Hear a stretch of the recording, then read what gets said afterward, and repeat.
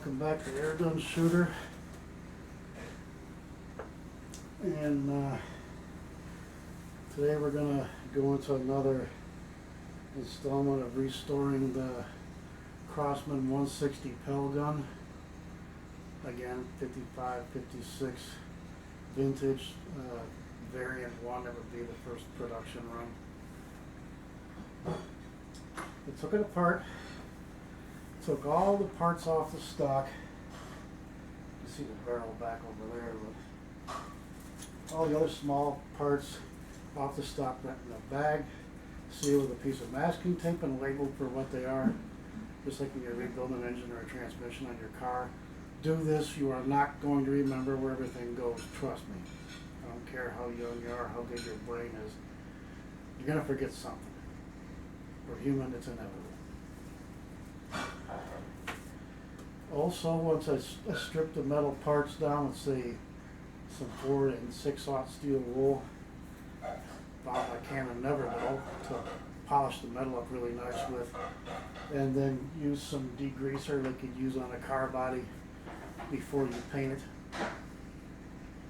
to get all the chemical polishing agent off the metal and everything and get it nice and clean and ready for the liquid bluing that you wipe on. Anyway, I used some 100 grit medium sandpaper, sanded the finish off the stock, all the varnish and everything, except for inside there. You're never going to see that part once it's fully assembled. But besides, it's kind of neat to have some of the original finish left somewhere to compare with. And then use some 320 grit extra fine sandpaper. That thing is smooth as glass. Just got to take a clean terry cloth, like washcloth or something, and one more time wipe over it. I don't know if you can see, look like right down in here, you can kind of see some of the dust in the pores of the wood. I'd have to try to dig out my air compressor. That thing is huge, and wait for it to pressurize and everything before I can use an air nozzle to blow it off real good. I gotta dig out the one I had for my Badger airbrush. That thing's not about that big, and a little air nozzle would be perfect for something like this. Anyway, also when you're taking the trigger guard off, the trigger sticks through here. This hole here and this one down here are the 2 screw holes for the trigger guard. And once when you're removing the front screw, you probably got this one loose already. Be careful because the trigger tensioner spring goes in that hole right there. And you got it like this and you're cranking away on the screws. That's as the trigger guard comes up, so is the spring, because it's compressed against the trigger assembly, which hinges on a pin that goes through this hole right here. So the whole trigger assembly is like, it rocks up and down right here, kind of like an oil derrick pump things you see out in the country. That's the way the trigger works on these things. You don't have a separate trigger mechanism like an old like the old skeleton key lock stuff, where it's one whole assembly. And some of the later ones, you got that to pull that out. Not on this one. The trigger rocker pushes down through this slot here, trigger through here, comes out here. Trigger guard bolts on here with the trigger guard, the little flat part holding the trigger tensioner spring in that hole right there. So we got this thing all sanded down, smoothed out. You can see it looks like white oak or something because of the grain on that thing.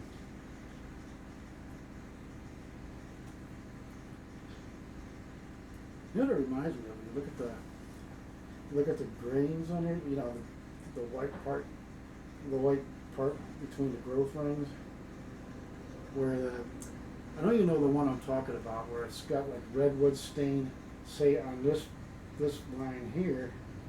Then you'll skip this one, leave that white, and this one would be like an aquamarine blue, and then they keep alternating like that.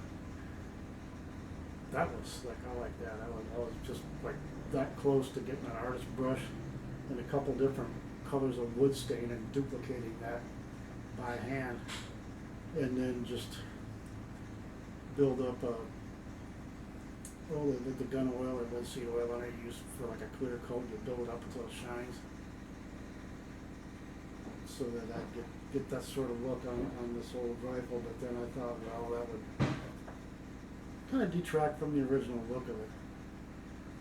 And since our newer house here has all honey oak woodwork, I sat here and looked at this. With this color here, it was lighter on the outside, so it didn't come in as much contact with gun oil and all that sort of thing inside as you know, on the outside compared to the inside here. So I thought it had to look more like a honey oak when it was new, or really close to that. So I thought, not just restore, but retro, make it look like it did when it was new. Just a better quality bluing job, and honey oak oil stain, and then let that dry. 6/0 steel wood lightly so it's nice and smooth, like this smooth like glass now. And then take the gun oil or linseed oil, just build up that clear coat over that until it's nice and shiny, and just rub that sucker down. And then I can start stripping, polishing, and rebluing all the metal parts one by one and put them all back on. You don't have to bother with the trigger, because the trigger looks like new. It's just a trigger guard. The trigger guard was hooked. So gotta strip that and polish it down with like 6/0 steel wool, and then take the Everdol and just sit there and polish until it looks real nice, and then re-blue it. Bluing is a lot like shooting a candy color on a car. You want that Hot Wheels shine, you polish the metal underneath real nice, and then use the degreaser, de-waxer, and you clean that down real good, and then shoot the candy and the clear coat over the candy. Well, that's what you're doing here, basically.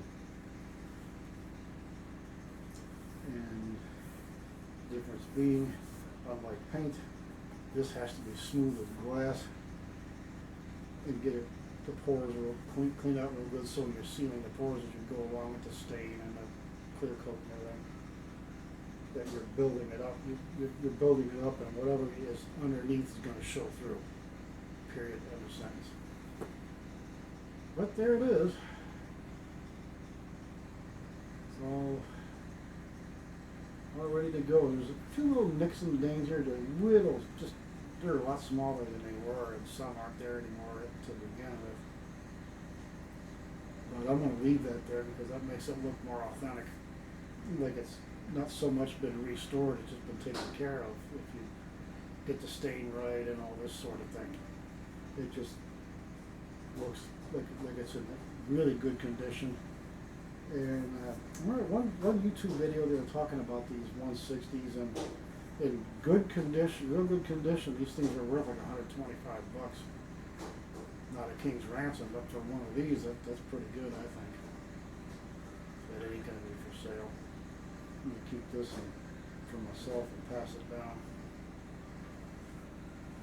So next time we'll be doing some staining and then smoothing that down once it dries, and start rubbing it with oil. So look for that. Lord willing, the creeks don't rise. We'll see you again right here on Airgun Shooter.